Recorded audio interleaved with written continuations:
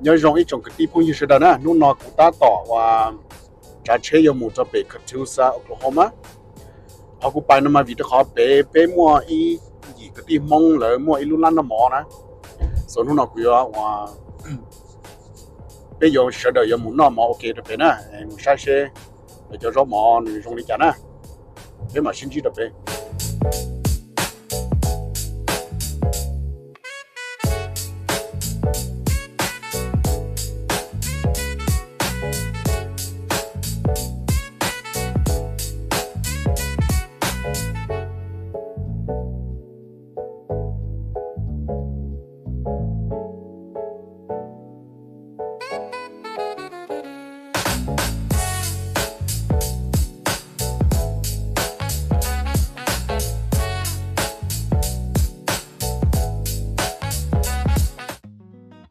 Ok, xong rồi nè, you guys.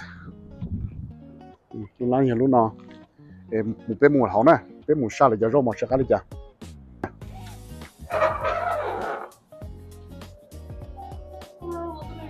Ai nhớ rong. Đó nó là chấm menu nè. We have chicken egg roll, summer roll, mua bánh mì, crab ragoon, spring roll, mua phở, mua khẩu biệt tí xí nè.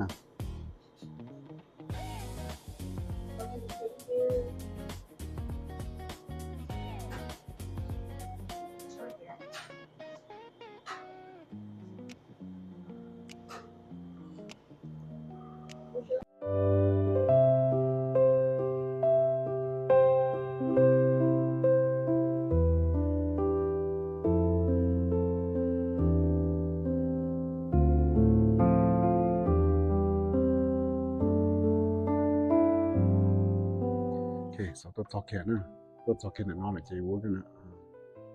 Tôi order cho rau mò tan nè.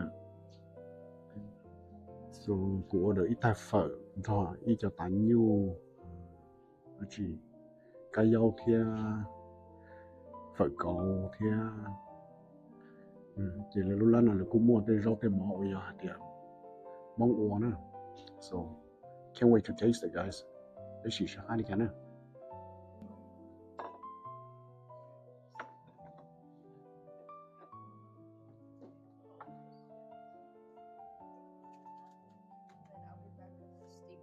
Thì nói về tai phở nè.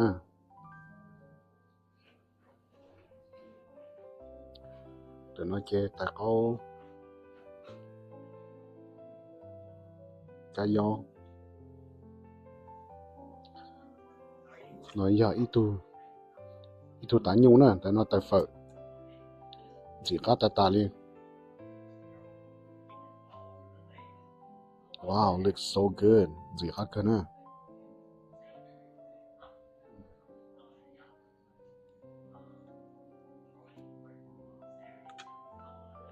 Này tầm xôn. Câu nè, đọc ngồi đi là muốn đọc.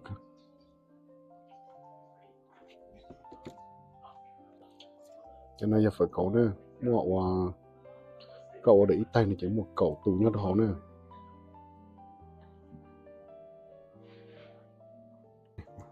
Mà nó giờ trấu cho nó đó nè. Đọc với xin sauce.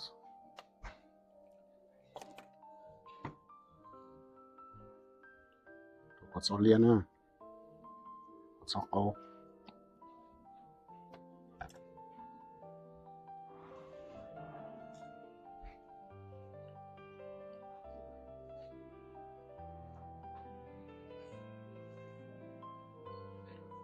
Chili oil.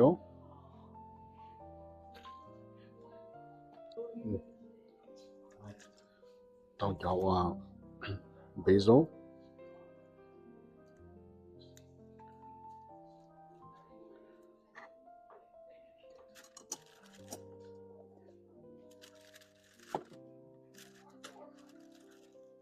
Cho cọt tàu.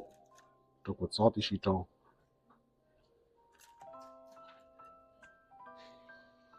Tí tụt tán nữa, mình đâu được kia.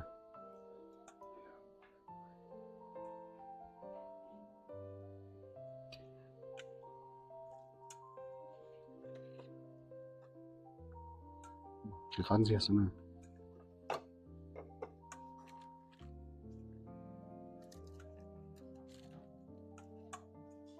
Ok, đâu cho nó ta chỉ sát kia nè.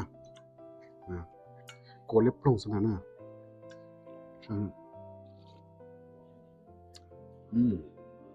Perfect. Cái mô phải khá hề nè. Chả phải nó chỉ quay các thì tiền theo. Chẳng gai nó thì chẳng gai mua theo một tủ tá nó thì xịt được theo. Ok, xịt cái cho phở nè. Xịt cho phở nè.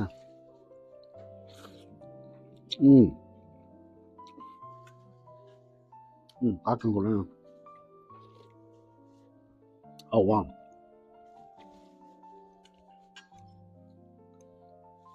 Này nó sẽ chẳng gai nữa nè, mua hình nè. Mua có thể tròn nó theo.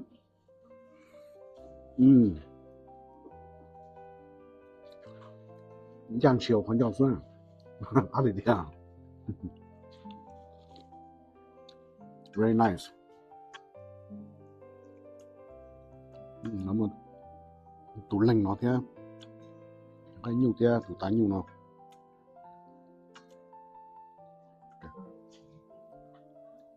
Wow, tủ tá nhiều nè. Look at this. It's nice and soft. Of course, nhưng có tôi yêu bông này. Nè, tôi bông này. Cái cũng sao nè. Okay.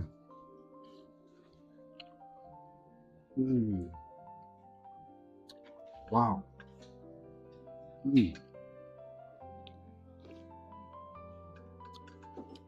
Phở khác hơn ngon nè. Ok, bây giờ cũng là sang cho phở cấu nè. Ok. Bây giờ phở cấu nè. Rồi như hồn nó mua chỉ. Ok, mong gai một số lẩu nó như đó nè. Lúc nào cô nó dư đâu. Sao phở cấu nè. Mua hành lại để tớ phở nó mua hành.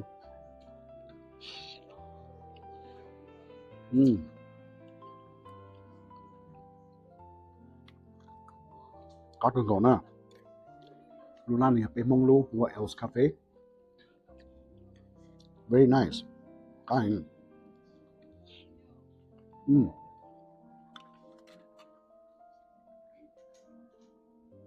Wow.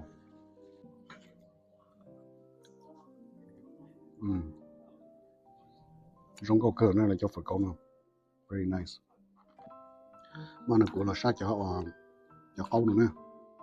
Muốn đo cho cô nó cậu còn dần dậu cô cho. Hãy khó cho nó đúng tay nó. Sao sẽ cái chả nữa. Nhưng chưa khác cân ngồi lên nữa. Chưa khác cân lên nữa.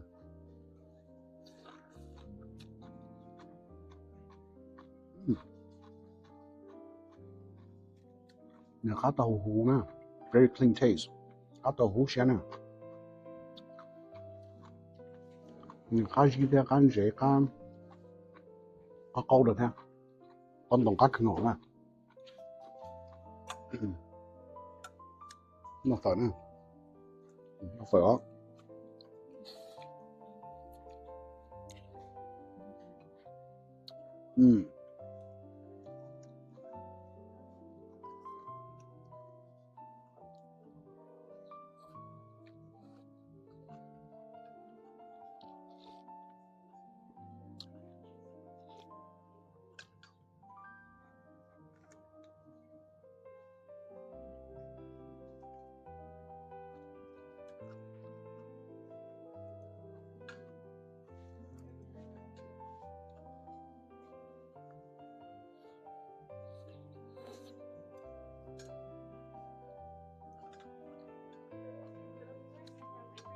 Yes, thank you.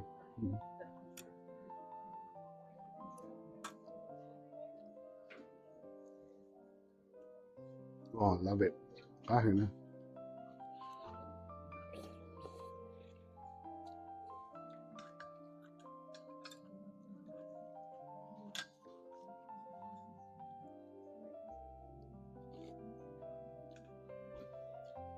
Cá dâu nè. Cá dâu cá chặt.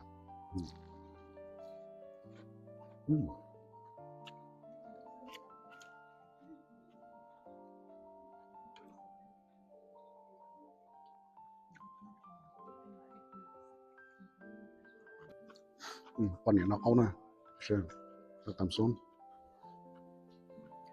okay good wow yeah lu đây cho cái phim Hmong lu nan nó mòn nó cu chỉ nhớ cần gạo nữa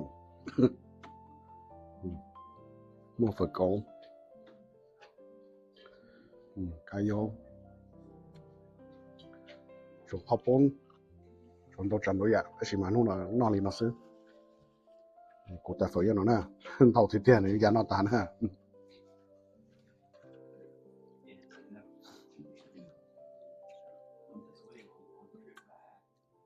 nó phở nè phở khác thì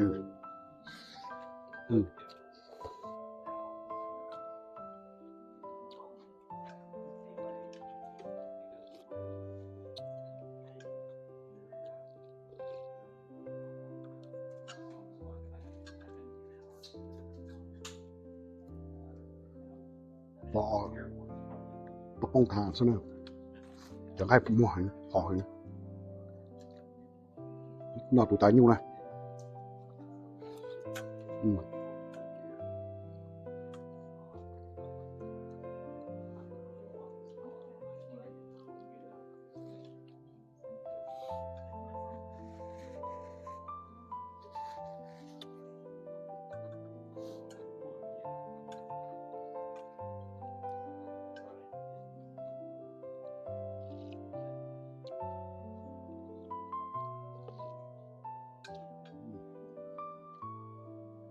phở nó khác hình nữa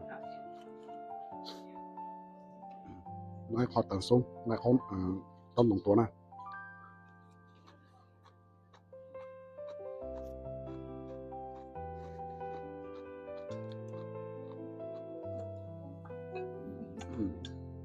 nó kia tụi ta nó lon rồi này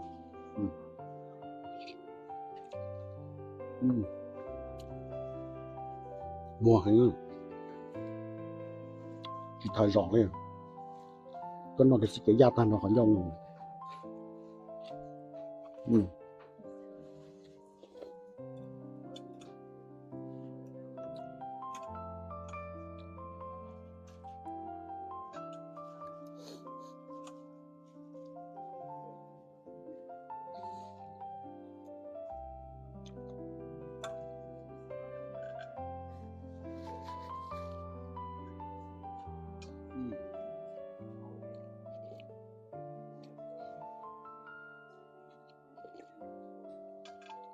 ok đây chỉ có tim không đủ lan nữa nè rồi giờ nó mò là sơ mình dầu chỉ nhỏ nọ lên cho phở câu hiệp cầu tu tại phở là những lọt dầu cho câu là đi tuần thao dầu như chỉ nhỏ không có gì này đấy có cá là có cá có là đi quy rong đủ lan là chỉ có một order có tôi cho có order ta có thể nhận ta chỉ có lời rõ cho nên mà ăn có nó nè hình nữa nó tan thôi rồi chủ yếu thì cho cô nó đâu thôi hậu chỉ tao chứ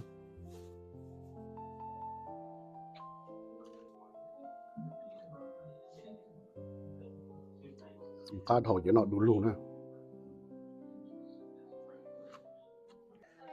here you guys nó mọc thảm nè tao nữa nè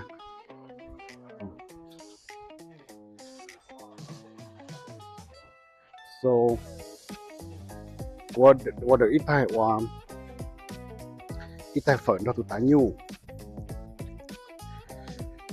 chỉ cậu tụi cái chỉ phở câu nè thì cho cái dâu thia ít thay câu thia ta chỉ cho đoàn mà là giờ rau mỏ như chỉ nó cái ngồi này nè giờ rau mỏ như cá quality rong là thia giờ này lên cái tuần gia cho họ Catoosa Oklahoma tôi muốn xỉ thì tôi muốn chơi nè, giờ này bên mọi Noodles hoặc else cafe, bây giờ nó mò cá cái ngồi lên nè.